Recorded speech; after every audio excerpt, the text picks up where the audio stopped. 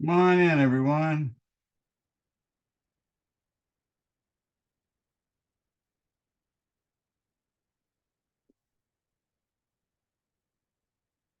Feel free to ask me questions if you have any. Actually, it is time for class to start, but still waiting for a few people to come in.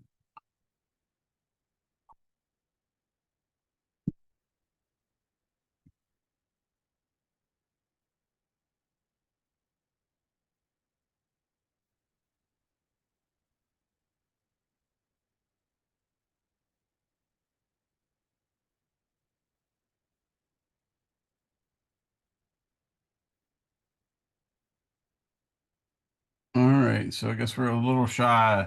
Anybody have any questions before we get started? Any questions on last material we talked about, or the syllabus, or anything like that? I did just move your homework. I moved it this weekend too, but I moved it further to Sunday of this coming weekend. So it's not even due tomorrow as it was this weekend. So I've moved it a little bit further forward just because I wasn't able to make videos and post them for you over the weekend. And I wanted you to have some more time if you had to look any things up. Plus, I'm doing another problem today. Well, two simple problems today just to show you how to use some stuff.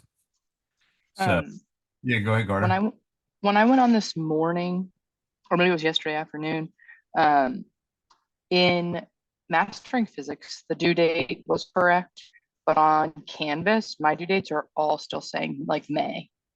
Yeah, I mentioned that before. You just ignore any of the Canvas Okay. date.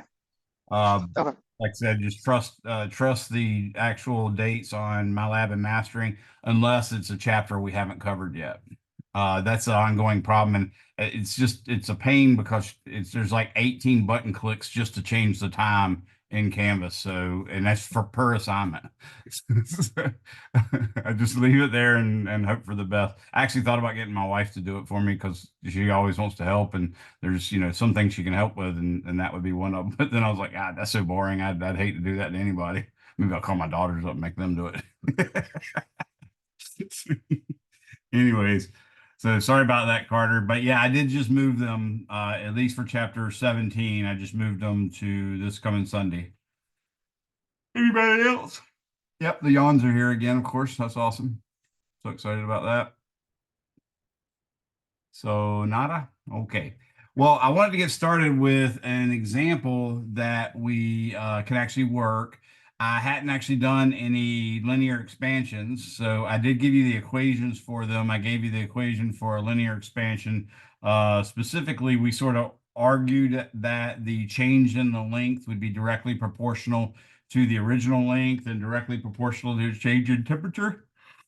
And then I said the constant of proportionality will also be a factor in addition to a constant. It's going to be the factor that tells us how much one solid expands for a given temperature change versus another specific solid. That was called alpha, and its units are reciprocal Celsius degrees. And then there was a table for it. And then I did another one for basically saying what would happen if instead of just having a rod of length and how much would the length change when I increase the temperature. We said, well, what about if you had like a rectangular plate? Then the area would change by a certain amount because the length would change and the height would change. So I gave you an equation for that and said in that case, the alpha would be essentially two times the original alpha, and you could call that gamma if you wanted, but it's still the same equation. In that case, you get delta area is equal to the original area, or let's say is equal to gamma times the original area times delta T. And then I did it for volume. The change in volume is equal to beta times the original volume V0 times delta T.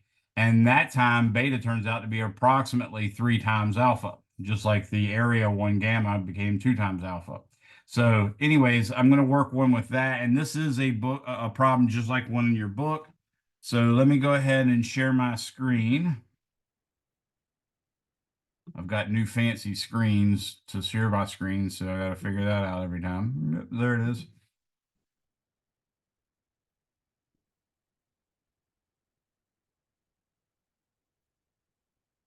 Okay. So it should come up in a second, and I've already written it down in cursive. I apologize for that, but it's a good chance for you guys to learn cursive if you haven't already, or at least to get some experience with it if you've at least seen it. So it says, example, a 75.0 liter steel gas tank of a car is filled to the top with gasoline at 10 degrees Celsius. Later, the car has reached a temperature of 40.0 degrees Celsius everywhere. Will gas overflow? If so, how much? If not, by how much? In other words, what kind of safety factor do you have? So we're going to solve that, and we're going to solve it using the table in the book, which is the reason they give you such a table, in addition to letting you have an idea of how different materials behave by looking at the actual table. They also give it to you so you can solve problems. Yeah. So you can solve problems. So let's get started with solution. Now, mainly what we're going to be using is delta V is equal to, we can say beta V0 delta T, but that also is going to be the equivalent of V final is equal to V0 times 1 plus beta times delta T, like that. Okay. I happen to know that beta, which is approximately equal to 3 alpha, okay, is actually equal to 950 times 10 to the negative 6 reciprocal Celsius degrees for gasoline. And beta for steel, which is the same thing as iron basically, is 35 times 10 to the negative 6 reciprocal Celsius degrees, like that. So what I'm going to do is calculate the change in volume of the gasoline, because we're assuming we literally fill it up to the brim. So we're gonna calculate the change in volume of that. Now you could actually calculate the final volume or the change in volume.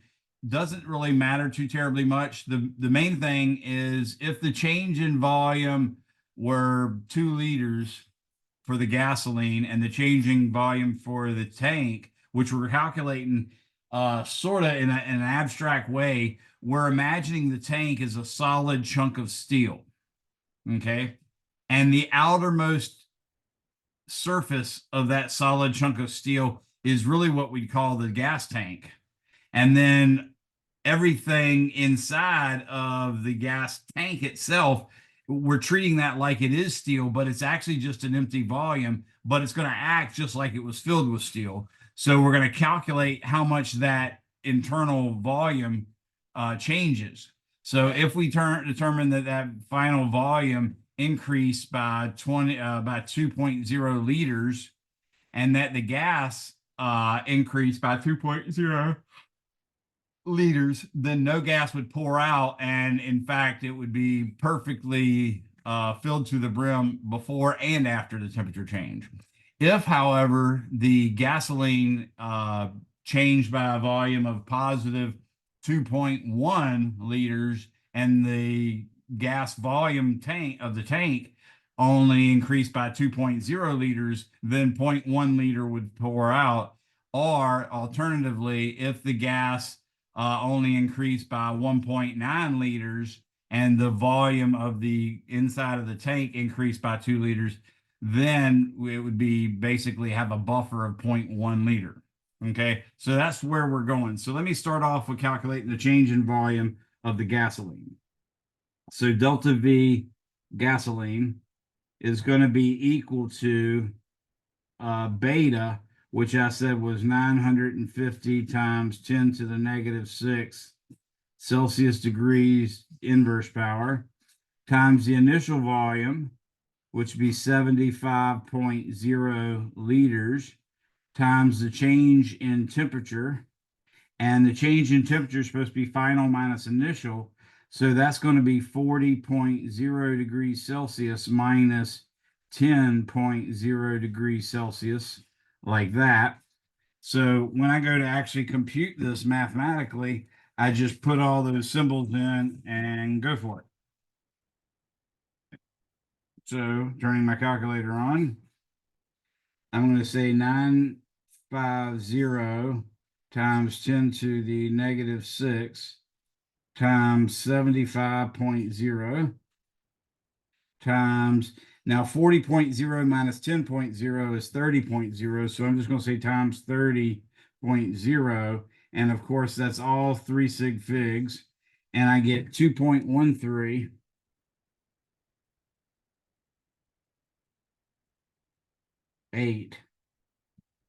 liters. Okay. Now the subtraction 40 minus 10 is the only thing that potentially causes us a problem with sig figs. But notice 40.0 minus 10.0 gives us 30.0. So that's 3 sig figs.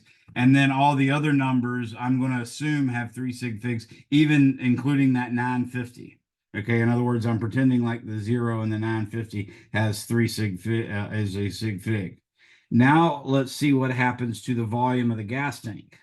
The volume of the gas tank, which is the change in volume of the steel, is equal to 35 times 10 to the negative 6 reciprocal Celsius degrees times 75.0 liters times 40.0 degrees Celsius minus 10.0 degrees Celsius. So you again see it's going to have 3 sig figs. I'm going to do 35 times 10 to the negative 6 times 75 times 30. And this gives me 0.07875 liters. So that essentially has almost no change in volume of the internal part of the tank.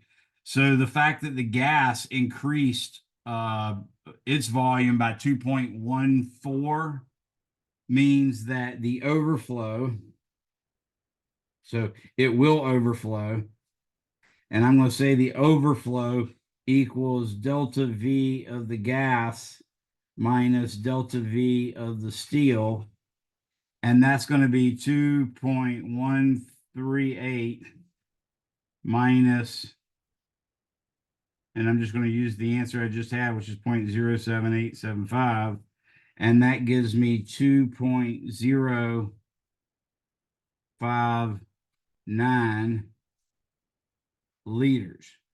Now, technically, well, that was actually good to 2 sig figs, 2 decimal places. So this is actually the right sig figs. So yes, the tank can overflow, and 2.06 liters would escape if the cap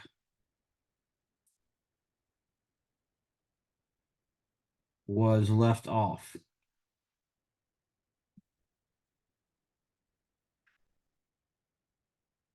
Okay. So that's really our answer. So yes is part of the answer.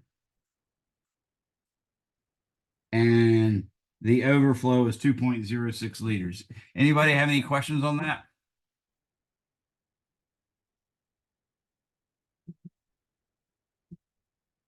Now, this is a good reason why you don't necessarily want to fill your tank to the rim. I've done it for years because I grew up watching my dad do it as well. There is some play in it, like when you fill a gas tank up, sometimes it doesn't actually fill up the whole tank, or sometimes it does fill up the whole tank, but there's also that tube that goes up to where you fill it in. So think what my dad used to do, which it might be just, his obsessive compulsive disorder like I have, which I'm sure I got from him to some extent, but I owe all my, bountiful success to that. So I can't blame it. But anyways, I think what he was doing is probably the center of the gas tank's a little bulged up, and he was trying to make sure he got some in there. So he would shake the truck or whatever vehicle he's using like that while he's filling that last bit in. And he's done that for years, and he's never really had any problems. But I will tell you, it's not that safe to do, especially if you're starting to fill it up and it's going up the tube where the fill tube. You can tell that when it actually splashes back out on you. So the whole fact that it splashes back out is bad enough, because that means one, gas is coming out and being left that could easily ignite. And the fumes is really what ignites so easily, and they can travel quite a ways above the liquid and that sort of thing. But they could also build up so much pressure that it becomes a little bit more of a problem. So unless you're using it immediately, then you could run into problems as well. So it's best not to do that. Just in general, it's best to definitely fill it up. In fact, what I do is I assume that the geometry of my vehicle and gas tank is about the same everywhere I go. And when I fill it up, the geometry of the parking space I'm sitting in is about the same, meaning there will be some times where my car might be tilted and give certain advantages or disadvantages, but in general, they're all going to be sort of level. So if you just leave the automatic fill gauge on, and when it clicks that first time and says that, gas hit the end of the tube, sometimes that's a good time to just go ahead and stop it. Now, if your gas tank is like 13 gallons and you've got it nearly on empty, and as soon as you start pumping, it clicks, and that's not a good time to say that's enough. But once you wiggle it enough to get by that, where the backsplash isn't causing the actual thing to stop filling, then yeah, just let it run, and then when it clicks and stops itself automatically as a safety mechanism, that's a pretty consistent way to make sure you fill your tank up to roughly the same level every time. And if you're actually doing something like maintaining a record of your miles per gallon, that's a pretty convenient way of calculating it, because roughly you're filling it up to the same spot every time. Any questions on that? Way more junk than what really is useful, but giving you life lessons here. Okay. All right. So what we're going to do now is I've shown you how to use the how to use the linear coefficient of expansion, or what we call thermal expansion. I did it specifically for one actual problem, and I did it specifically for a volume increase, not a length increase and not an area increase. So it wouldn't be bad to make sure you look at those examples, but they're the same one. Remember, if you solve for delta V and you get a negative, that means it actually shrunk, and that should be a result of the final temperature being smaller than the initial temperature. If it's not, then you've made some kind of mistake. So keep an eye on that. I will tell you that subsection, oh, I just realized I've got my good notes set up to automatically change my crappy drawings into good stuff. So that subsection 17.5, I think, is one of the most interesting sections in the book, but we're not going to cover it. So not tested. That being said, whenever I say something's not tested, I'm probably not going to take the time to fish it out of all the homework and all the individual practice tests. So it's okay to see them in the practice test. What's not okay is when you actually take the test, and if you see them, then you're going to get free points, because that's my screw up. Okay. That being said, I will tell you that the modulus, the bulk modulus, the Young's modulus, the shear modulus, all those moduli, that's the plural of modulus, all those moduli are the ways we use to actually calculate sort of how strong something is in some sense. So what they're doing in thermal stresses is saying, what if I had two concrete blocks, both of which were butted up against each other firmly, and they both tried to expand? How much force would those two blocks push against each other with? Well, if you want to know that specifically, what you're calculating is the force over the whole area of contact. So that would be a pressure because force divided by area is pressure. And that pressure turns out to be basically alpha E times delta T. So the force per unit area that the ends of the concrete would get or would experience is alpha, the thermal coefficient of expansion, times E, the modulus that they introduced in that chapter. And I want to make sure, I think this is Young's modulus. Yeah, that's Young's modulus, times delta T.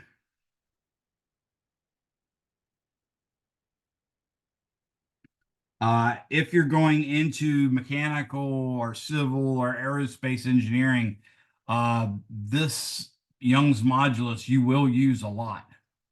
So you'll have a lot of courses where they talk about it. That comes into play, for instance, not only in calculating uh, the max shear that you would for instance, a 2x4, 2x6, 2x8, 2x10 joist might hold, or a if you're not talking about a floor, then it wouldn't be a floor joist. It would be a rafter. So, for instance, a 2x8 rafter, what kind of max stress would it be under? You could actually calculate that as well. And you could also calculate how much the beam would deflect. All three of those parameters go into play when you go to design a structure, like in structural engineering. If you design a house to hold, a swimming pool inside, or if you design a house to have, terrazzo tile or something like that.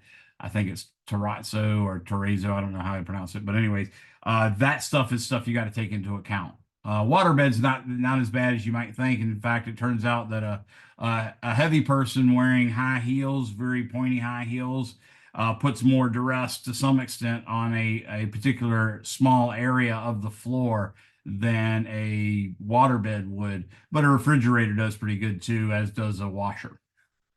All right. So if you have to deal with any Young's modulus, shear modulus, bulk modulus, any of that kind of stuff in any of the test problems, you can know that that one's going to be a freebie because you're not supposed to be tested on it. I should fish it out, but I don't mind it. Like I said, being in the practice test as well as being in the homework, because I still want you to learn the material. I'm just not going to test you on it. And when I say want you to learn it, I want you to have experience with maybe solving one problem, so it'll be a little easier when we go to do something like or when you go to one of your engineering classes. So now we last talked, we had also done the ideal gas law. So I want to remind you again what the ideal gas law was. We talked about Boyle's law, the Gay-Lussac law, Charles's law, and then we put all those together and came up with a nice expression for the ideal gas law. Whoa, I'm on that fixing my drawing thing, which is not good. So I'm going to put it back and say ideal gas law. And what we found was PV equals N times R times T. But the most important thing was R was supposed to be equal to 8.314 joules per mole Kelvin. And that's the one we use in physics more often than not. Okay. That's the one where we use volume is measured in cubic meters. Pressure is measured in newtons per square meter, which is also called a Pascal. And temperature, of course, is always in Kelvin. And of course, N is in moles. But there's also some other versions.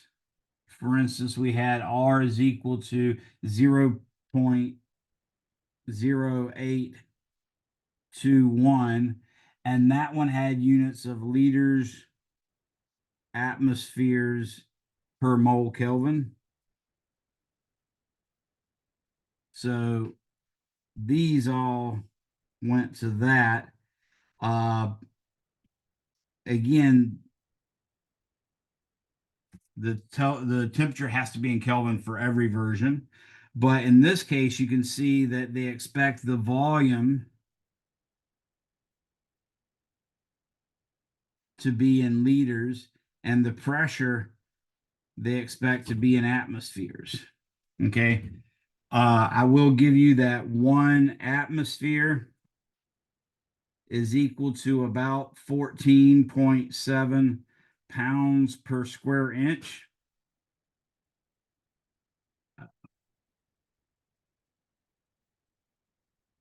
But it's also equal to 1.01 times 10 to the 5th Pascal.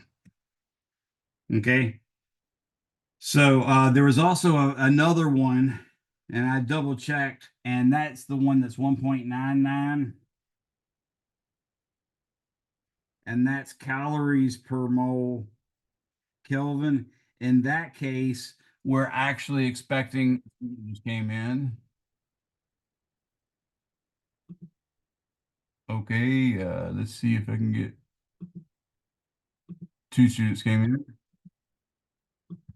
Okay, got that done now. All right, so with this point, 1.99, as best I can tell, it looks like they're trying to, oops, it looks like they're trying to do this for what we call the CGS system, in which case the pressure would be in cubic centimeters and the volume, or excuse me, the volume would be in cubic centimeters.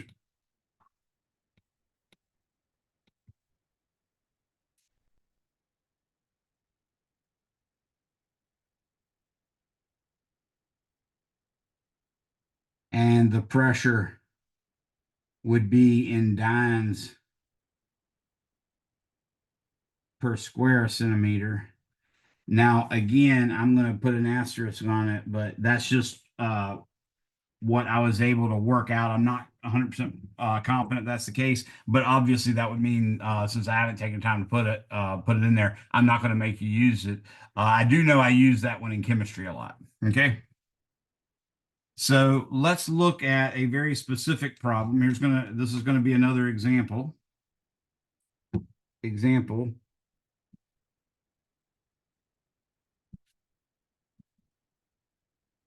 What is the volume of 1.00 moles of an ideal gas at STP. In case you haven't had chemistry yet, then you might not know what STP is. That means standard temperature and pressure.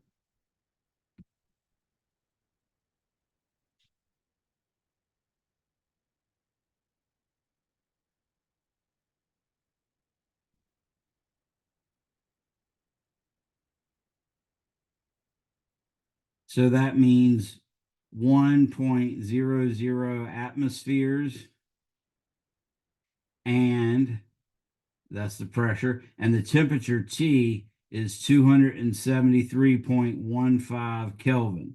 So 0 Celsius, in other words. Okay, it's not 20. I know I always, or excuse me, it's not 10 or 20. I know that's what I always wanted to think it was because that seemed much more natural, but it's not that. Okay, it is in fact 0 Celsius, which corresponds to 273.15 Kelvin.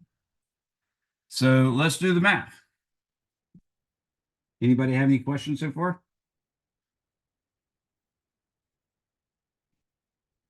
So PV equals nRT. We're asked for the volume. The more mature physics student tends to solve their equations in symbolic form first and then plug the numbers in. But that's not a deal breaker. It's not even something that I require. I just say that's sort of the holy grail of what you want to reach if you wish to do physics and engineering. So what I'm going to do is calculate the volume, and then I do that by dividing both sides of the equation by P. That would give me N times R times T over P. So I'm going to say the volume is equal to 1.00 moles, which is just 1 mole, times R, which is going to be 8.314 joules per mole Kelvin. And then the temperature is going to be 273.15 Kelvin. And the pressure is going to be 1.01 times 10 to the fifth Pascal, which is a Newton per square meter. So that's going to come in handy when I go to work out the units. You can already see that the mole cancels out with the mole there, and the Kelvin cancels out with the Kelvin there. The joule is a Newton meter, and the Pascal is a Newton per square meter. So you can see that the newtons are in fact going to cancel out because they're in the numerator of the numerator, and then they're in the numerator of the denominator. And then the denominator of the denominator becomes the numerator of the in the numerator. So you get meters times meters squared, which is meters cubed. So that's how those units work out. I'm going to do 1 times 8.314 times 273.15. And then I'm going to divide that by 1.01 times 10 to the fifth. And I get 0.0, whoa, Nelly. I did not mean to write that part in red. I get 0.0224885 cubic meters. Now, we had a scenario where this is 3 sig figs, so this 8 and this 5 is in fact not significant. So we'd call this 0.0225 cubic meters. Well, it turns out that 1 liter is equal to basically 10 to the negative third cubic meters.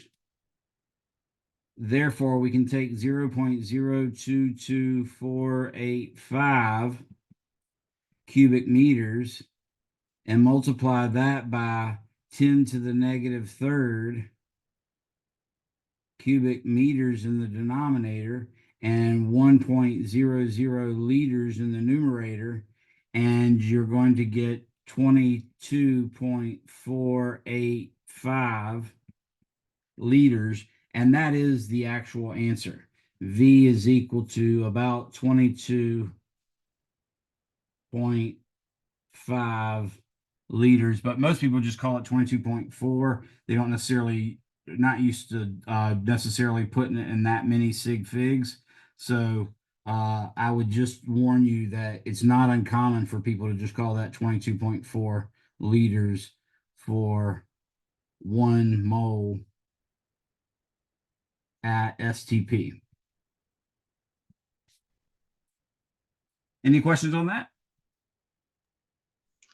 Besides the fact that like it's typically reported in liters, is there any other reason? Because like the example doesn't tell you to put it into liters. Is there any other reason you converted it to liters? Just the only reason I did it is because I like numbers that aren't 0.0 and numbers that aren't like, 10 or 100 or 1,000. I prefer numbers like in between 0 and 100. So 22.4 is a lot nicer number than 0.00224. I So gotcha. that's my reason. And it turns out, at least like in the engineering field, people are usually much more familiar with units of what a liter is as opposed to a cubic meter. I mean, you can picture a cubic meter. It's about 39 1/8 inches each way. So you can imagine those big, slightly clear white plastic containers with the big hard galvanized steel cages around them that you sometimes see riding around on flatbed trailers for people that pressure wash houses and stuff. That really is a cubic meter. So you can get a picture of that. Whereas a cubic centimeter is, a liter is basically a cube that's 10 centimeters by 10 centimeters by 10 centimeters. So it's just a little bit more convenient. But other than that, no. I wouldn't, there's never a time where I would mark your problem wrong unless I explicitly asked for you to put it in liters and you put it in cubic meters. Okay. Now, the other thing I wanted to teach you about the ideal gas law is there's another way you can use it that you probably already familiar with, especially if you've already had chemistry. So if you look at PV equals nRT,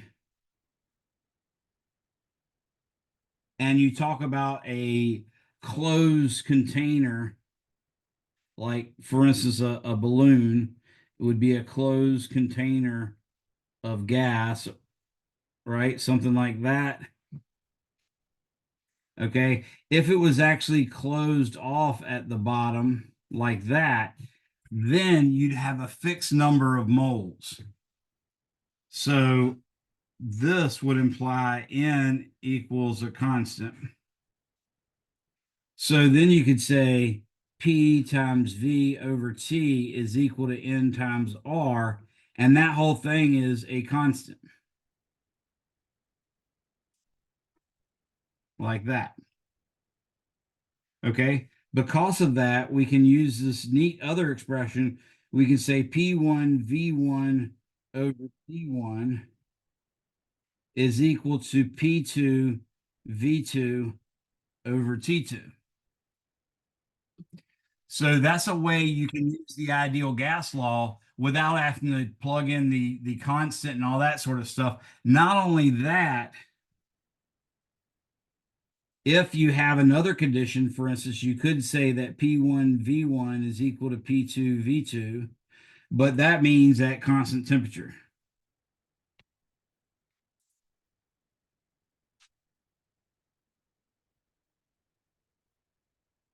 Or, however, you could also do another one like this. You could say P1 over T1 is equal to P2 over T2. Now, this one requires constant volume. And you could also do, let's say, V1 over T1 is equal to V2 over T2, and this would be P equals a constant. Okay. So for instance, if I had, I'll make up another example here.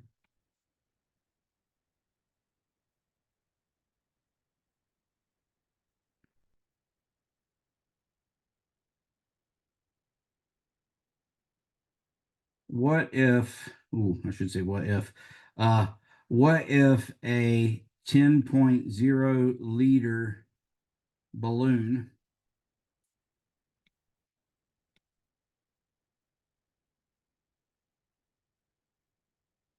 is submerged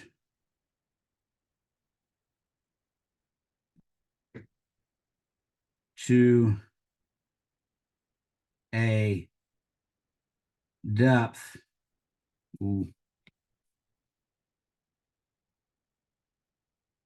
at which ambient,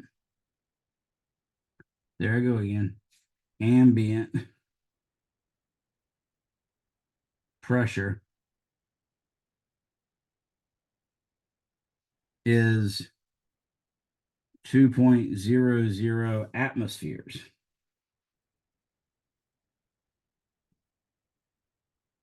If T equals a constant, what will be, whoa, I wrote B like a bumblebee. What will be the new volume? Okay.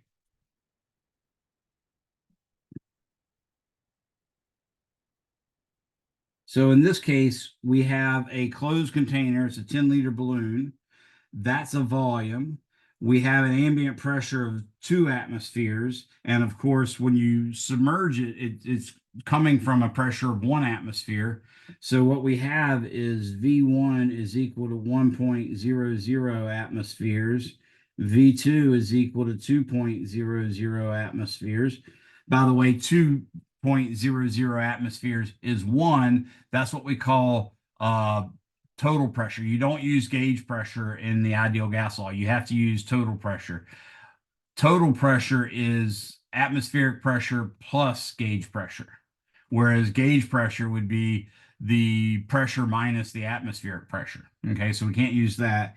And I'm going to say V, that was, both of those are supposed to be V's. I don't know why I wrote, or we're supposed to be P's. I don't know why I wrote V's.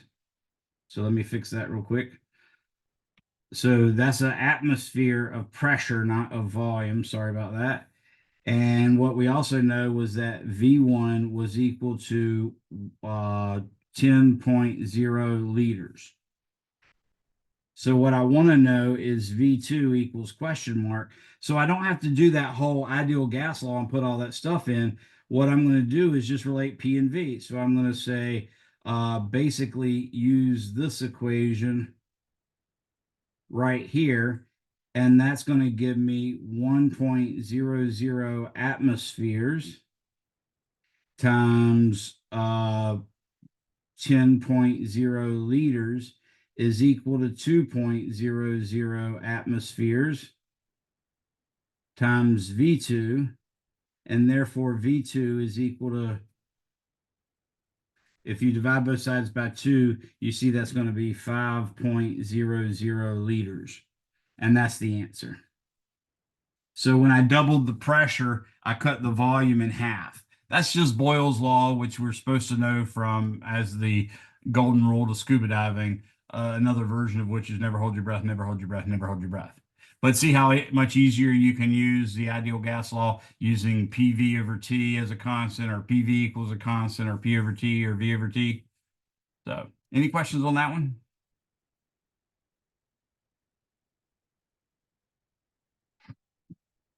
All right. So that is pretty much what I had left that I really wanted to make sure I covered in chapter 17. You can see there's a lot of little examples. I did most of the covering of the chapter concepts and stuff just in my talking to you. So you can get that as well just by reading. So make sure you do that. I will remind you that to find the number of moles, as it shows you in an example, you're supposed to divide the mass, which you assume will be in grams. You divide that by the molecular weight, which you assume will be in grams per mole. You notice the other version was atomic mass units. You're going to use that in grams per mole. So when you divide grams by grams per mole, you get moles. So that's what you're going to need to be able to calculate that in. Hopefully that's a skill you've already mastered to some extent, possibly in a previous chemistry course in high school or in college. But that's really the only extra thing you need to know about that.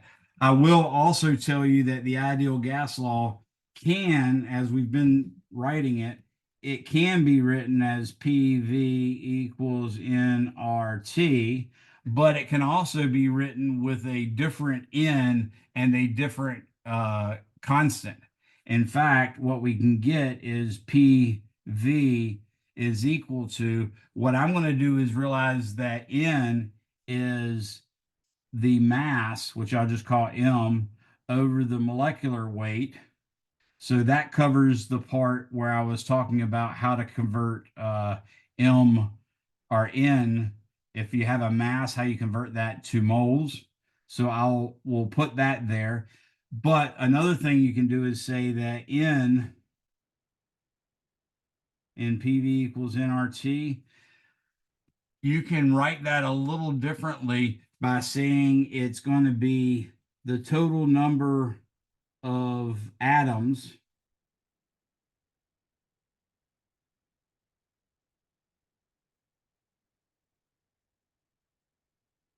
So when you're dealing with a gas, it's probably going to be an elemental gas or a compound gas. So it's going to be like, let's say plain lithium gas or something, right? Then it'd just be Li, and that would be atoms. But there also might be water vapor, in which case it's H2O. So you have molecules, two hydrogen atoms combined with an oxygen atom to make a molecule. So in that case, you'd be talking about number of molecules. Since N is the number of moles, lowercase n is the number of moles, and I'm saying capital N is the total number of atoms or molecules. If you wanted to know the number of moles, you just divide the total number of atoms by Avogadro's number. So, oops. So we're going to divide that by Avogadro's number, remembering that Na is equal to 6.022 times 10 to the 23rd reciprocal moles, right? Times R times T. It turns out that that's a new constant.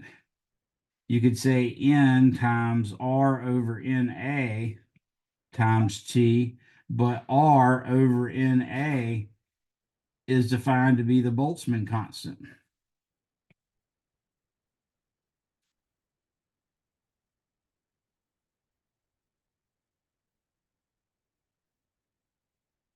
And in fact, that Boltzmann constant is 1.3807 times 10 to the negative 23rd joules per Kelvin.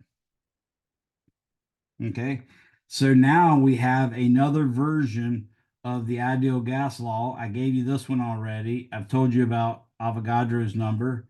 We had this one already, but now we have another one, and that is PV equals NKT.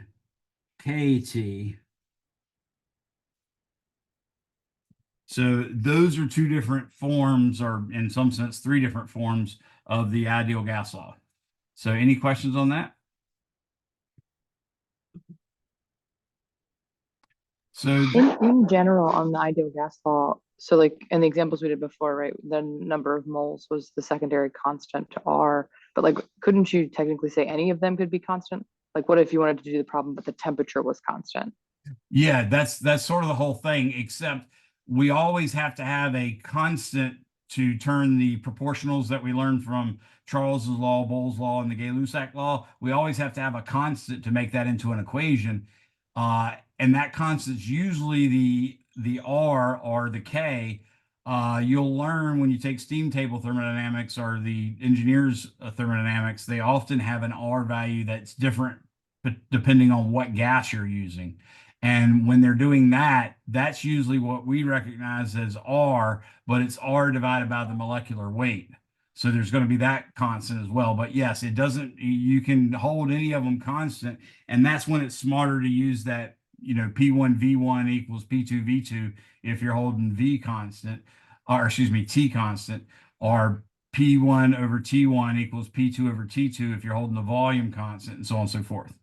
Does that make sense, Carter? Yeah, I guess like, but like technically, couldn't you, if the temperature is constant, R is constant, like could it, let's say that you had an equation where they wanted the number of moles to change, you're adding more gas. You could technically do that, right? Because you would have two constants. Yes. Yeah. You can do that. Okay. Yep. Okay. All right. And the main reason I give you this other form is specifically because of a derivation we're going to do in chapter 18. We're going to make use of that version of the ideal gas law in computing the average kinetic energy of a atom in a gas. And we're just going to either assume we're deriving the ideal gas law, or we'll assume we know the ideal gas law. We're going to use that to make the derivation into a derivation of the average kinetic energy of the atoms in a gas. Okay. Now, let me I'm just looking at the sections. So the sections for chapter 17 was the atomic theory of matter, like how we could calculate the distance between atoms, the temperature and thermometers, temperature scales, thermal equilibrium, the zeroth law of thermodynamics. Anything that has the word law in it's probably something you want to go ahead and commit to memory, not only the memory of the fact, but also its name. So there's going to be a time, possibly this semester, but possibly later on in other classes too, where they ask you to list the four laws of thermodynamics. So it's always good to know those. So the zeroth law we covered here, we're going to cover the first law and the second law here as well.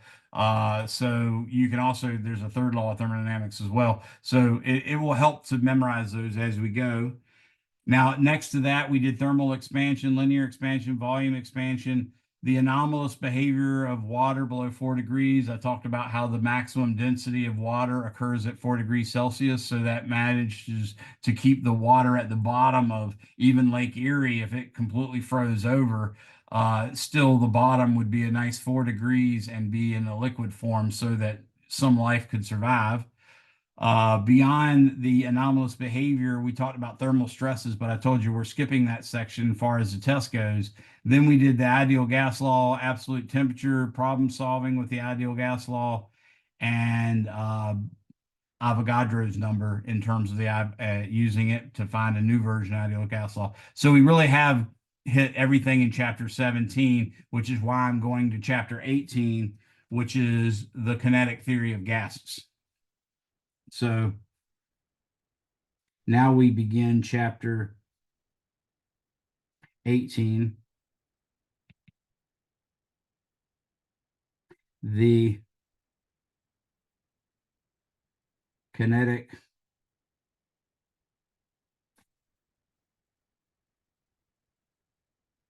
theory. I think they call it kinetic theory of gases. Yeah.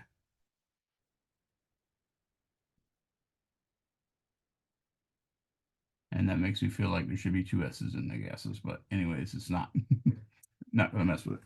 All right, so that's chapter 18. And what the kinetic theory is kinetic theory is sort of the predecessor to statistical mechanics. And it's just studying how the molecules move in time and trying to picture what macroscopic variables come out of that when you look at the microscopic level. So you might think, hey, when I take a, let's say a balloon and I blow gas in it, what is actually causing that balloon to expand? If you look at the microscopic level, you realize, hey, these atoms slash molecules are moving back around and back and forth in random motion. And every time they bounce off of a wall, they're putting a force on that wall. Well, some of them are bouncing on the wall uh, on the right side, and some are bouncing on the wall on the left side, and some are bouncing on the wall on the top, if we could imagine a cubical balloon, because you know those exist. And some could be bouncing on the top, some could be bouncing on the bottom, some the front, some the back. What that tells you is if you take all the ones bouncing off the right in a given time interval, there's going to be such a large number that you can sort of calculate a mean, and that'll give you an idea of what the actual pressure is. So that's what we're going to attempt to apply in working with the ideal gas law. And we're going to try to figure out a distribution of speeds from that. So let's begin by doing this derivation and making these assumptions. So your book does a really good job in the first page of chapter 18, and it says, we make the following assumptions about the molecules in a gas. These assumptions reflect a simple view of a gas, but nonetheless, the results they predict correspond well to the essential features of real gases that are at low pressure and far from the liquefaction point. That's the criteria for when an ideal gas law is actually starting to work, is when the pressure is low and it's far from the liquefaction point. Under these conditions, real gases follow the ideal gas law quite closely, and indeed, the gas we now describe is referred to as an ideal gas. The assumptions representing the basic postulates of kinetic theory for an ideal gas are: one, there are a large number of molecules, capital N, each of mass, lowercase m, moving in random directions with a variety of speeds. This assumption agrees with our observation that a gas fills its container and, in the case of air on Earth, is kept from escaping only by the force of gravity. That's the first assumption. The second assumption is the molecules are, on average, far apart from one another. That is, their average separation is much greater than the diameter of each molecule. Assumption 3, the molecules are assumed to obey the laws of classical mechanics, Newton's laws of motion, in other words, and are assumed to interact with one another only when they collide. So we're ignoring Coulomb forces and stuff like that, which we'll get to later, but we're ignoring the idea that in principle, one molecule might be polar. So it has one end that acts positive and the other end that acts negative. And then it might cause the same thing to happen with another molecule. And then the two positive ends would be repulsive of one another, but a positive end next to a negative end would be attractive to one another. We're ignoring all those effects. We're also ignoring the effect of gravity, which would be way smaller than that electric force anyways. So the molecules are assumed to obey the laws of classical mechanics and are assumed to interact with one another only when they collide. Although molecules exert weak attractive forces on each other between collisions, the potential energy associated with these forces is small compared to the kinetic energy. So we're saying we can ignore these potential energies because they're so small compared to the kinetic energies. Now, assumption 4 is collisions with one another, or excuse me, with another molecule or the wall of the vessel are assumed to be perfectly elastic, like the collision of perfectly elastic billiard balls. We assume the collisions are of very short duration compared to the time between collisions. Then we can ignore the potential energy associated with collisions in comparison to the kinetic energy between collisions. Okay. So that is our assumptions that we're going on. So now what I'm going to do is draw a picture to represent the molecules in a gas. So I'm going to draw a coordinate system like this. And this will be my x-axis, and this will be my y-axis. And then using a right-hand rule, I can see the z-axis has to come out of the page, and that puts it right here. Now I'm going to basically draw a box, which is going to be about 4 blocks tall.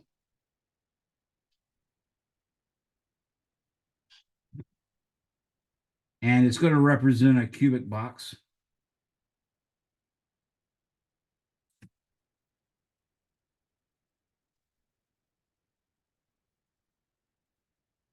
Like this.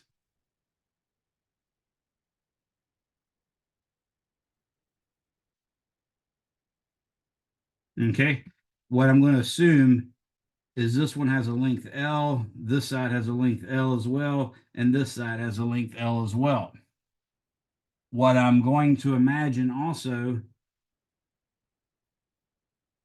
is that this area, A, is just L squared. I don't actually have to assume that. Really, all I need is to suggest that this end is L and that other area is just A. That would be fine as well. So just to make it consistent with your book, what I'll do is I'll scratch out the L on these two and just say that this parameter A is one we know. So that's the area of that particular box right there. Okay. And of course, by symmetry, that would mean that this area back here is also A. And what I'm going to picture is a molecule of mass M that has a momentum P moving towards the wall, is going to bounce off the wall and then come out with a momentum P final. Okay. What we know is that Newton's second law says the summation of the forces is equal to delta P over delta T approximately. What we really know is the summation of the forces is equal to dP dt. But if we look at a small enough time interval, we should get a small enough delta P where delta P over delta T is essentially the same thing as the derivative. Okay. So what I'm going to do is calculate the delta P. Now, in this case, I'm only going to focus on the motion in the x direction.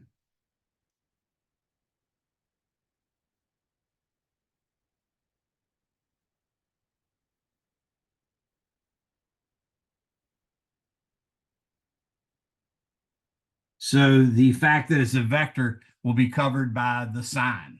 Okay, if you're talking about the x direction, a vector pointing to the right would have a positive sign, a vector pointing to the left would have a negative sign, and that's all you need to make it a vector quantity. So I'm going to say delta P is equal to delta mv, because that's what the definition of momentum is, at least in classical mechanics. What I'm going to say is after the collision, the particle still had the mass m, but it had a velocity v sub x. And since kinetic energy is conserved, it's an elastic collision, that means 1/2 mvx squared after the collision has to equal 1/2 mv squared before the collision. And the only way that's true is if vx is the same for both of them. So mvx minus negative mvx. Okay, because initially, that's what this quantity is right here. This is P initial, and this is P final. And the fact that P initial is moving in the negative x direction makes that a negative mvx.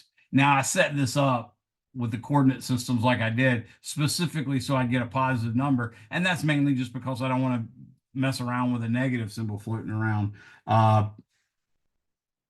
So when I do this, I'm going to get minus a negative is plus a positive. So that's from our old algebra rules. That's going to give me 2m times v sub x. So that is delta P. That is the change in momentum after and before that molecule bumps into the wall. We're ultimately going to say, hey, a bunch of molecules doing that is going to actually create the pressure on that wall. Now, if you think about this, it might not be that obvious to you, but if you look at the box just straight on along the z-axis, then what you're going to see is just a wall like this. And you could imagine a scenario where a particle bounces off the right wall is going to come at some small angle and then bounce off the left wall and then come out at some small angle and then bounce off the right wall again and come out at some small angle and then bounce off the left wall again and come out at some small angle, so on and so forth, so that you'd see basically the velocity in the x direction. You can imagine this would be the velocity in the y direction, and then this would be the velocity in the x direction, right? So if you think about that, you can now use that to figure out, hey, how much time will occur between this molecule hitting that wall and then hitting that wall again. Okay. So now I'm going to do that, and I'm going to say delta t is really the distance traveled divided by the velocity that it travels at. So the distance traveled in going from, let's say, this wall at point A to this wall at point B, that distance parallel to the x-axis is just 2L. It's L going to the right and L going to the left. So the distance will be 2L. Now, the velocity that it's going to have, again, remembering that it's a elastic collision, so the kinetic energy dictates that the 1/2 mv squared is equal to the 1/2 mv squared. So the Vx when it's going to the left is the same as the Vx when it's going to the right. So we just use V sub x there.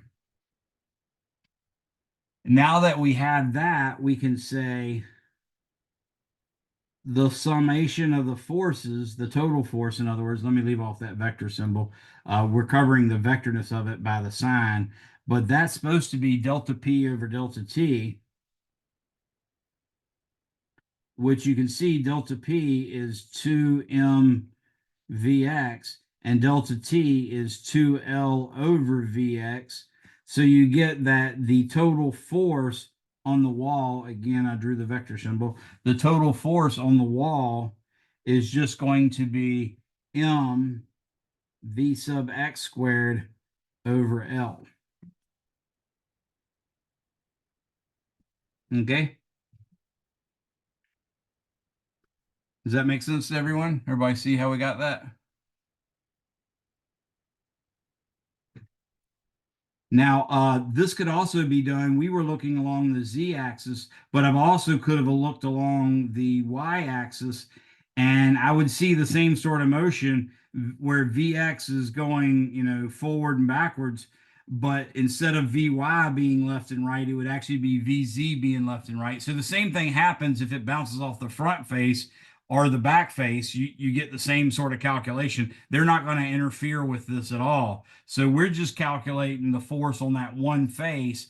If we take that force and divide it by an area, then we could actually get pressure, which is what we're shooting for. Okay. Now, what we have to realize is that that one force is just the force due to one molecule. So what is it when you have n molecules? So what is the total force?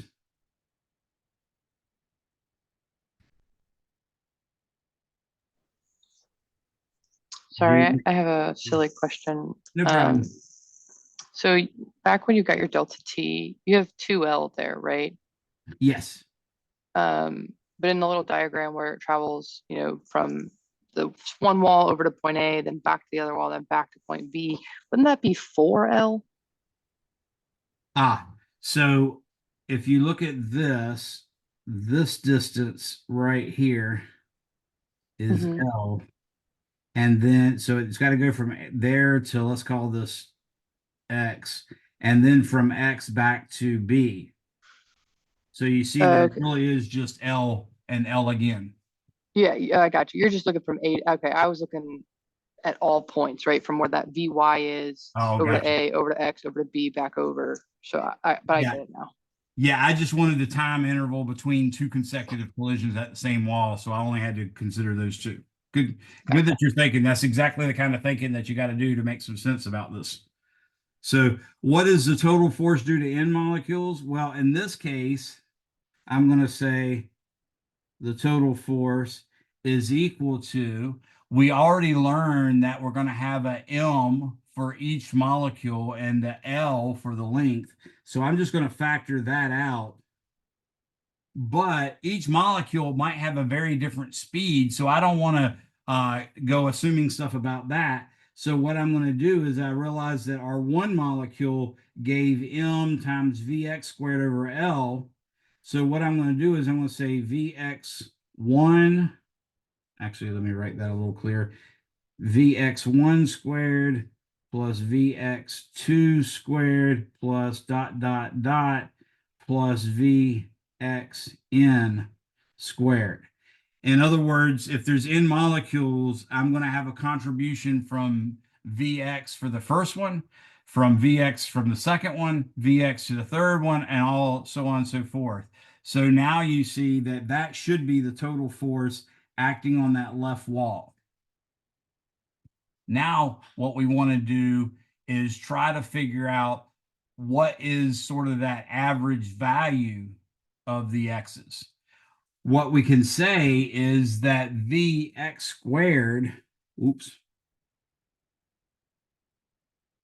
what we can say is that Vx squared on average, that would be called the square, the average of the squares of the velocities is going to be Vx1 squared plus Vx2 squared plus dot dot dot plus Vxn squared.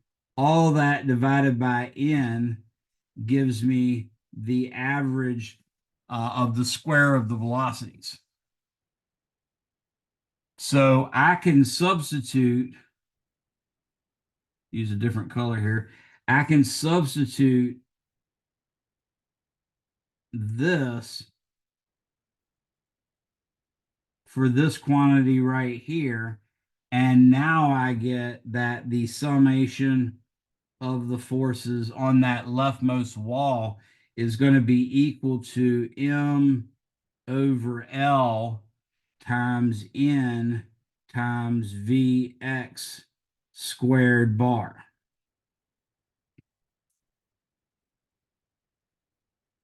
Okay. Any questions on that?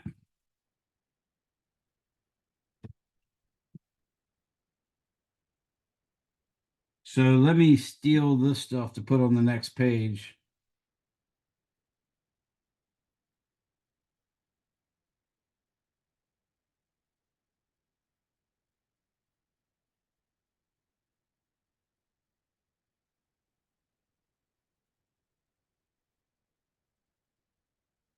Okay. And I don't need that word up there. So now we've got all that information.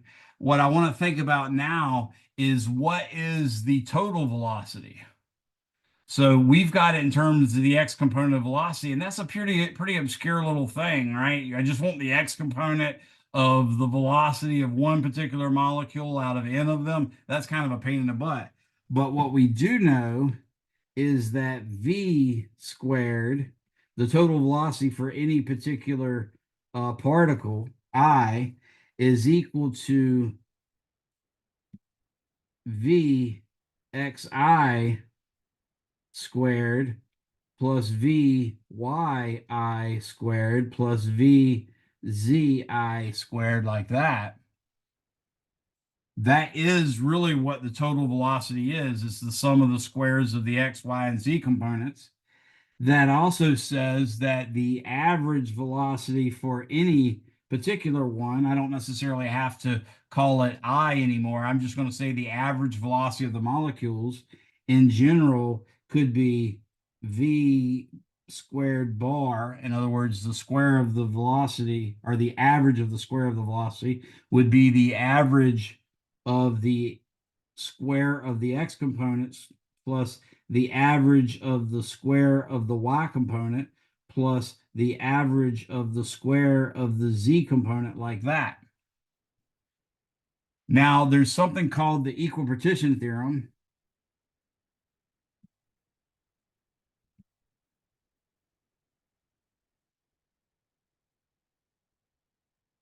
which basically says that if you have a very large number of particles, let's say something on the order of Avogadro's number, that's pretty freaking large, right? And let's say you have three slots that these molecules can randomly fall in. Okay. All of them are equally likely, that sort of thing. Because of that, what we find out is essentially exactly 1/3 of the n particles will be in one of them, exactly 1/3 will be in the second one, and exactly 1/3 will be in the third one. That's just sort of thinking about the law of large numbers behaving very consistently from a statistic standpoint. So that's what the equipartition theorem says. It says, hey, if you give, let's say, 20 gigajoules of energy to n particles, then those n particles can move in the x direction, they can move in the y direction, they can move in the z direction. And it would be really, really weird to find that a little bit more went in the x direction than went in the y direction or the z direction. It's so weird that we say that's never going to happen. Therefore, we reach the conclusion that v sub x squared bar is equal to v sub y squared bar is equal to v sub z squared bar. That's what comes in for the equipartition theorem. And because of that, we can say that v squared bar is equal to 3vx squared bar. Because each of them is supposed to be the same number, you can call Vy, you can say that's Vx, and you can call Vz, call it Vx. So you got Vx squared plus Vx squared plus Vx squared gives you 3Vx squared. The average of 3Vx squared is V squared average. Now we can substitute that back in because we had an expression for F. We had the summation of the forces is equal to m over L times n times Vx squared bar. Now we can say, hey, that Vx squared is just 1/3 of V squared. So what I'm going to do now is I'm going to say this is m over L times big N times V squared bar over 3.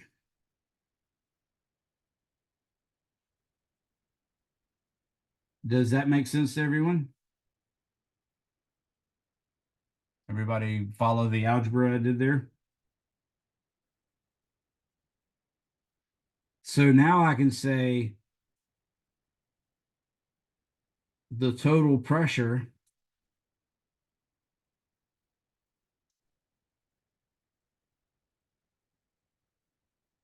P is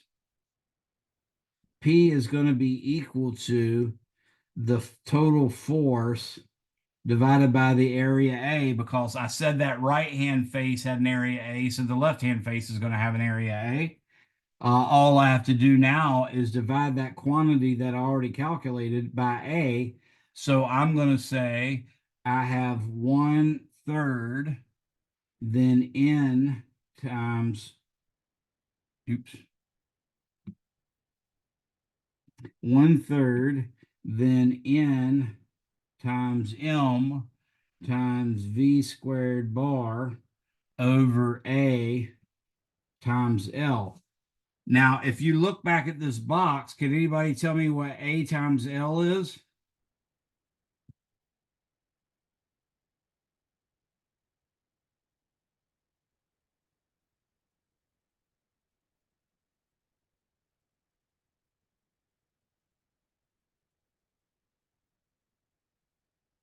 What kind of units does A times L have? No problem, Micah.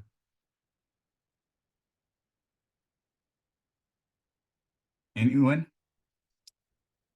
So A times L, make sure y'all go ahead and text me or chat me your first and last name for roll. We're about 2 minutes out. So, well, that A times L is just your volume. So I'm going to show you that right here. That's just V. So now what we have is we can say P times V is equal to 1/3 NM V bar or V squared bar. Now, that's kind of nice, but MV squared is not something that means anything. Does anybody know of a formula close to MV squared that we do use in physics?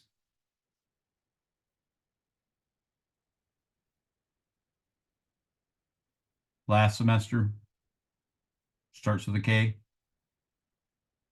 just like kinetic theory.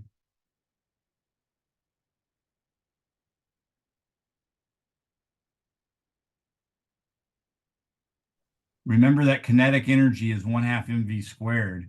So if I wanted to get this in terms of kinetic energy, all I have to do is put a 1/2 in front of it. But I can't just randomly multiply some number times 1/2 unless I also multiply it by 2. So what I'm now going to do is I'm going to say this is equal to 2/3 times N times 1/2 mv squared bar.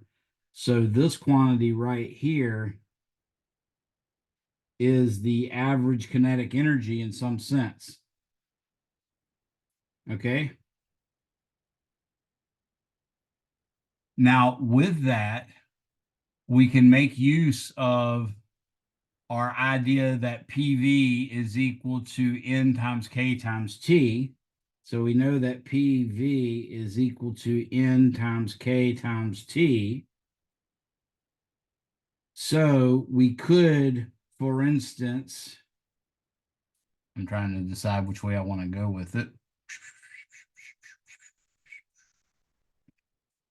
So what I could do is I could say PV over N is just equal to KT. So now if I apply this in this scenario, I could get PV over N is equal to oops, I hate when it does that, is equal to 2/3 times what we're going to call is the average kinetic energy, K bar. Okay. But PV over N is also equal to KT. That's the lowercase k, that's the Boltzmann constant. So what we can do is we can say that the average kinetic energy, K bar, which equals 1/2 mv squared bar, is equal to 3/2 KT. And that's what we were shooting for. By applying the ideal gas law, we've now found that, as I advertised when I broke down and told you about how our temperature, our modern picture of temperature, is a measure of the random kinetic energy of the molecules of the gas or of the substance. This is the proof that that's the case. We see the average kinetic energy. If you just take that and multiply it by 2/3 and then divide it by the Boltzmann constant, out pops the kinetic energy, or excuse me, out pops the temperature in Kelvin. Okay. So that's enough for right now. You now have the formula that you need. In section 18.2, they're going to give you a precise formula for calculating the probability of a specific velocity that a molecule has, and so on and so forth.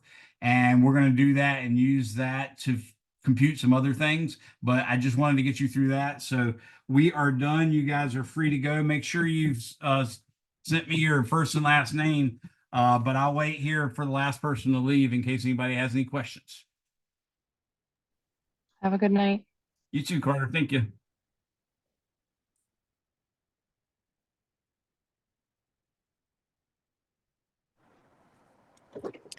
Hey, Mr. Younger, I had a question.